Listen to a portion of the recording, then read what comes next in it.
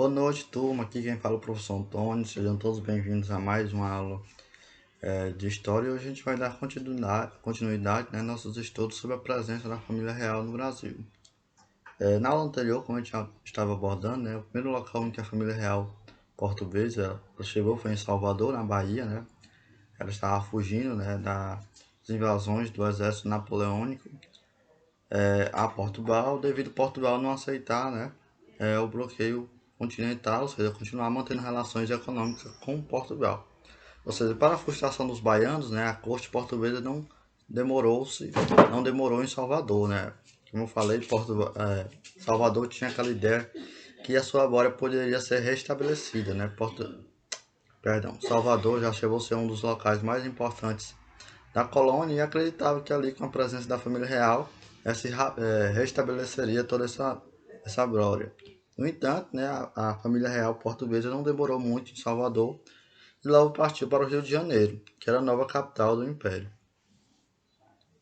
Então, algumas semanas depois, embarcaram para o Rio de Janeiro, que dentro dos padrões da corte portuguesa apresentava-se ainda mais acanhada que Salvador. Como eu falei, né, quando eles chegaram em Salvador, eles acharam Salvador muito acanhado, né? Principalmente a população, né, com as vestimentas descendentes de índios e outros mais.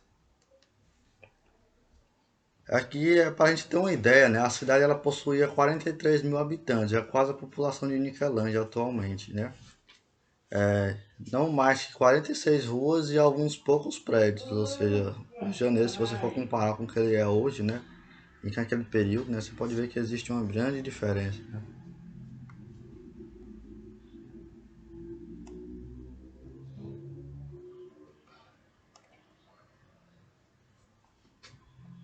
Então, a vinda da família real ela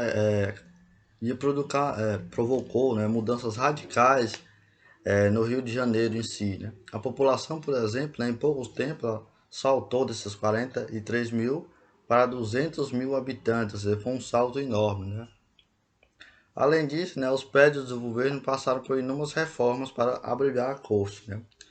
A solução foi desapropriar sumariamente nos moldes de uma monarquia absolutista vários moradias, ou seja, como não tinha local para essa corte ficar, né? Ou seja, além do rei, da rainha, veio também uma corte, um conjunto de nobres para o Brasil, era preciso arrumar locais para essa corte ficar, né?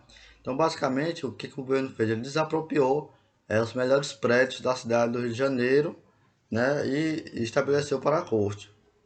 É claro que isso também não foi aceito de bom grado pelos moradores da colônia.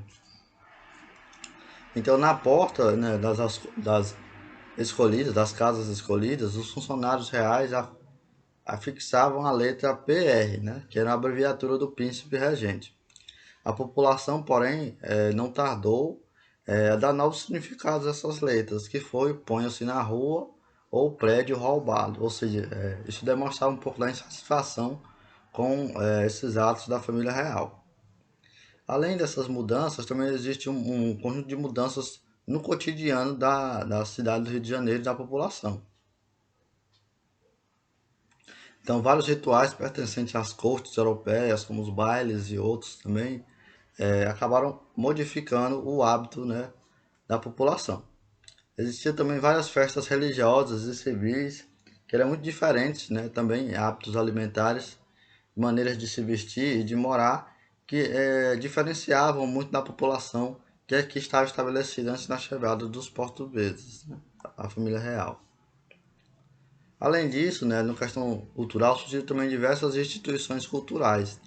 A família, a corte, ela pretendia dar ao Brasil, de certa forma, principalmente ao Rio de Janeiro, uma característica que parecesse mais a Europa, né? Então, fundou a Biblioteca Real, a imprensa régia, né? Então, você surgiu, né, a primeira imprensa aqui no Brasil, o Teatro de São João, né, o Jardim Botânico, que foi uma grande descoberta científica também, né, um grande passo para a ciência, no caso. Além disso, também você teve, né, os cursos de medicina, né, foram abertos os cursos de medicina na Bahia e no Rio de Janeiro. Ou seja, é preciso também formar as elites, né? Ou seja, existia um conjunto de esforços que tentavam, né, tornar essa terra, que para muitos era tão selvagem, com as versões mais europeias, né, que fossem mais aceitáveis à corte portuguesa. Outro fato importante também foi uma missão artística que veio para o Brasil. Então, além de vários pintores que veio para retratar também, é, então veio mestres de teatros, veio geógrafos, então veio uma comissão não somente artística, mas também científica para o Brasil. A gente vai falar um pouco das mudanças políticas e econômicas, né? Como eu falei, quando a Corte Real se estabeleceu aqui no Brasil, chegou em Salvador, uma das primeiras medidas foi a abertura dos portos às nações amigas, principalmente, né, a Inglaterra. Além disso, o Ministério, bom, ela também foi importante trazer, como a Corte agora se estabeleceu no Brasil, era importante trazer um conjunto de instituições políticas que organizavam a Corte de Portugal para o Brasil e estabelecer essa administração política. Então, várias restrições às atividades econômicas foram, de certa forma, eliminadas e as proibições de manufatura também foram eliminadas, né? Então, antes da vinda da família real para o Brasil, existiam, né, o Brasil só podia fazer ou estabelecer relação comercial com Portugal e não poderia estabelecer manufaturas, ou seja, manufaturas. Além disso, você teve outro evento importante também que foi a criação do banco, né? O Banco do Brasil. Então, aqui foi estabelecido um banco, estabelecido uma moeda também. Então, entre os vários monopólios que aqui existiam, né? O governo manteve somente o monopólio do sal e do pau-brasil.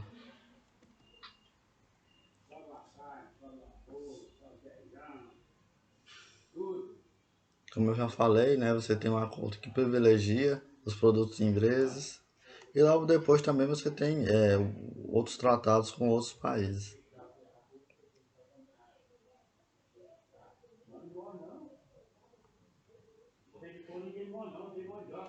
No entanto, né, apesar dessas características, ou seja, dessas transformações, algumas características mais gerais permaneceram a mesma, ou seja, a sociedade permaneceu uma sociedade escravista, ou seja, boa parte da população brasileira era escrava naquele contexto, e também a situação não mudou muito aqui pela colônia.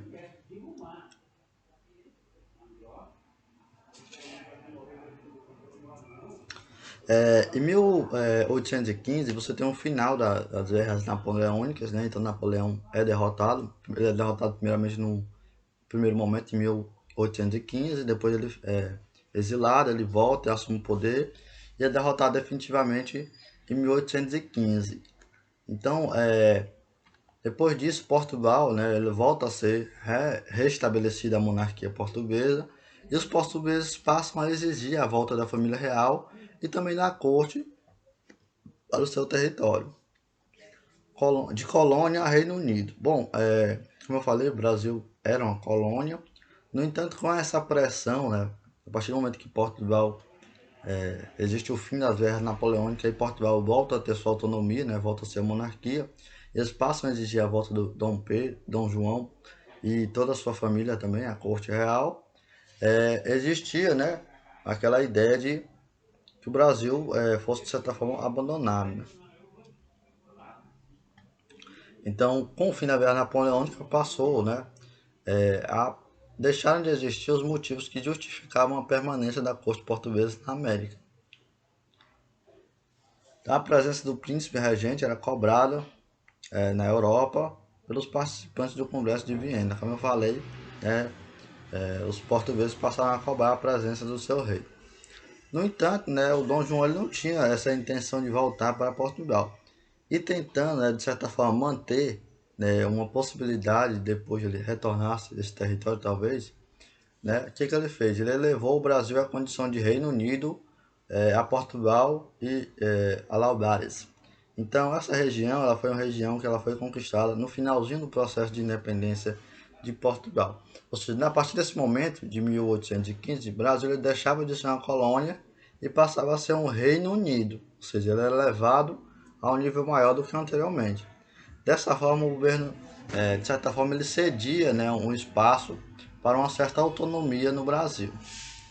Então, assim, o Brasil deixava de ser colônia, apesar dos vínculos que mantinha com Portugal. Foi um passo muito importante. Então, essas já foram questões que a gente abordamos, né, foram abordadas